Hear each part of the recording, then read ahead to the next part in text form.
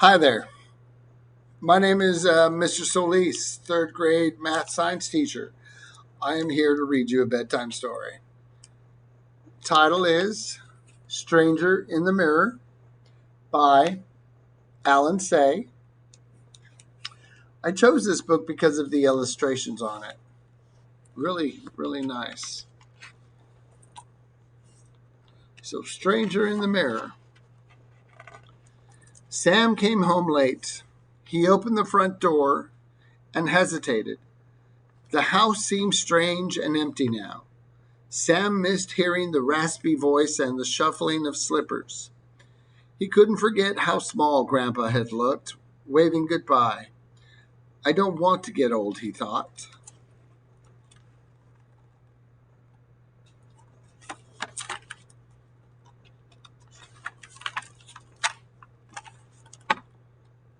Next morning, Sam woke up feeling tired. When he went downstairs, his family was already in the kitchen. He started to say good morning when a great commotion broke out. Chairs crashed, dishes shattered. What's wrong? Sam asked. Why are you looking at me like that? They only stared. Sam turned and looked in the hallway mirror.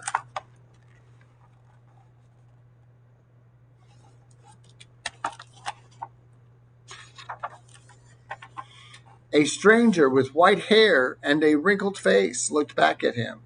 He rubbed his eyes. The stranger did the same. Sam was looking at himself. Grandpa? Jesse cried. Covering his face, Sam ran up to his room and slammed the door. When Mother or Father called to him, Sam cried, Go away! I don't want to see anybody. He buried his face in a pillow. Son, we have to get you to a doctor, Father said. He will know what's wrong.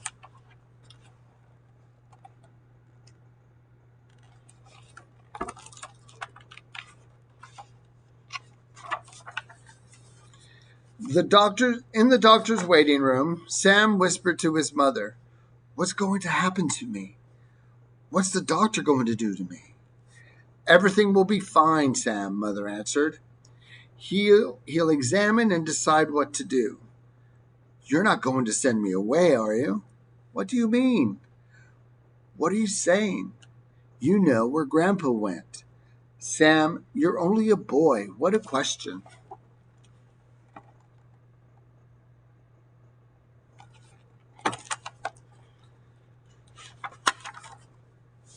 Dr. Chang didn't recognize Sam, but when he saw the birthmark on his back, he called his partner, Dr. Bloom. The two doctors took turns examining Sam from head to toe. Idiopathic dermal development, Dr. Chang announced. What do you mean? Sam's mother demanded. Some sort of skin condition? Dr. Bloom explained. Everything else seems to be in order. Can you do anything? Sam's mother asked. I think wait and see would be the prudent course for now, Dr. Bloom replied. What about school? I see no reason why he cannot attend school, Dr. Chang said.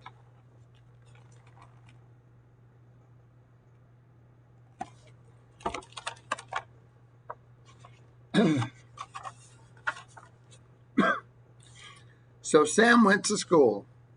Well, what do we have here? His teacher said. I'm Sam, Miss Hench. He said, I sit over there next to Melissa. Cool math, Sam, Josh yelled from the back. Not so fast, little man, Miss Hench stood in his way. How do I know you're really Sam? You sent me to the principal's office, Miss Hench. I slid the rail on my skateboard. Don't you remember? Miss Hench dropped her book and sat on her desk. Take your seat until I can find out about this, she said. That's not a mask, Melissa announced. His wrinkles are all wiggly. Look, he's really old, someone shouted. Rip Van Winkle, Josh laughed. Sam did. Sam hid his face in his book.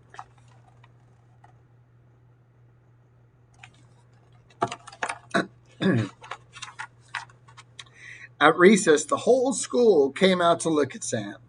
Are you really Sam? They asked. He nodded. What happened?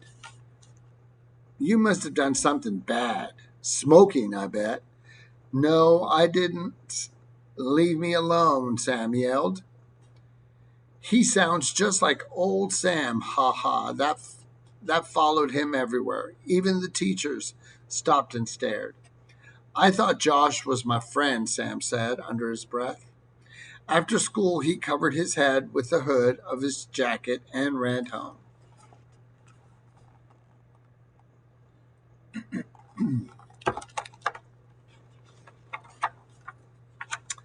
At dinner, no one said a word. When Jessie was ready for bed, she came to Sam's room. Are you going to move downstairs? She asked. No, why? Sam sat up. Just wondered, she said. Grandpa's room's down there. What are you saying, Jessie? He started to get up, but she was gone. Sam couldn't sleep. He got up to go to the bathroom, and saw a light in the kitchen. Then he heard his parents whispering.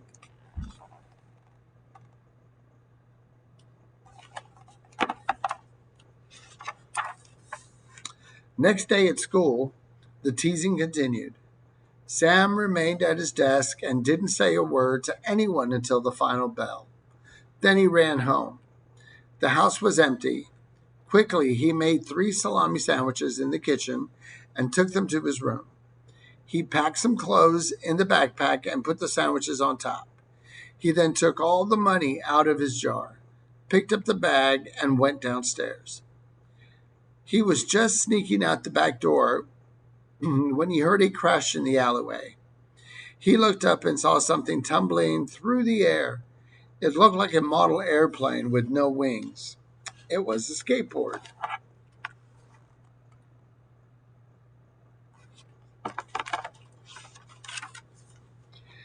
Hey, Sam cried. Without thinking, he dropped his bag and hopped onto the skateboard. Suddenly, the whole world rattled and vibrated. The wind and speed made him breathe fast. All his worries flew from his mind. He forgot he wasn't going home anymore. He forgot he was old. Give me back my deck, someone shouted at him. Sam didn't hear. He was laughing.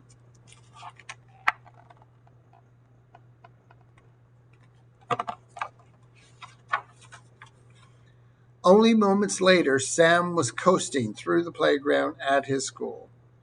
He kicked, flipped, and heel flipped. He did nose slides and tail slides. Look at the old man go, someone shouted. That's Sam, the kid in Miss Hench's class. He does rail slides. They started to clap their hands. They cheered, shouted encouragements. Sam didn't seem to hear or see them. He went on skating.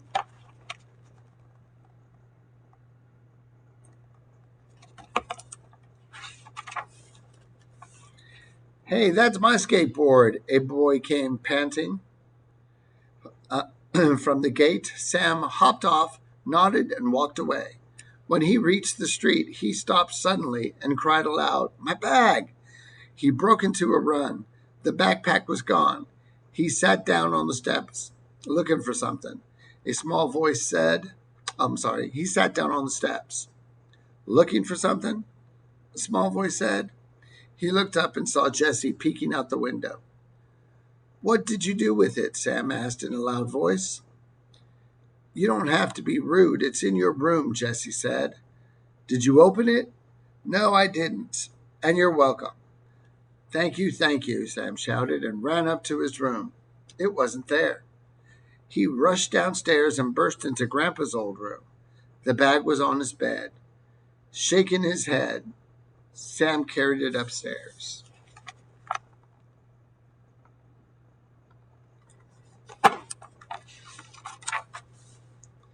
She really thinks I'm Grandpa, Sam sighed. Nobody knows me anymore. Melissa and Josh won't talk to me now. Even Mom and Dad think I'm somebody else. Where can I go? He ate a sandwich, and as he looked around the room, he noticed his skateboard. That was fun, he said, remembering. Pretty good for an old man. But what's the difference? Who cares what I look like? I'm Sam. Nobody can change that. Suddenly, he felt very tired. He lay down and instantly fell asleep.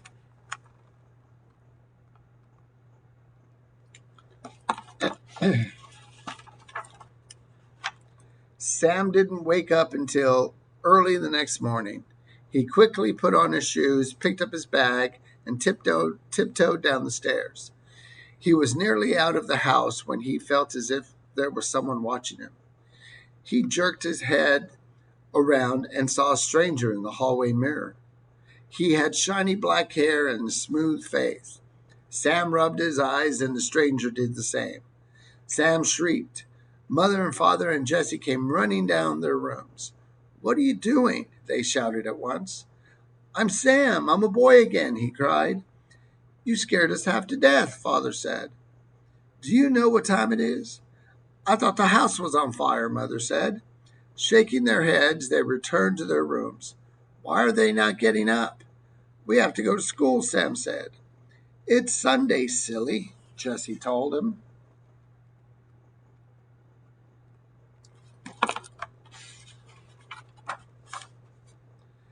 Sam walked outside and Jessie followed. He opened the backpack, nearly tearing off the straps. He stared inside at the two squash sandwiches. "So that's what you had in there," Jessie exclaimed. "Did you put my bag in Grandpa's room yesterday?" he asked. Jessie looked at him. "Why did you get up so early?" she asked. "Well, I thought it was Monday. Want a sandwich?" "Sure, if it isn't tuna fish." And so they ate the sandwiches. The end. Hope you enjoyed this story. Again, this was Stranger in the Mirror by Alan Say. Good night.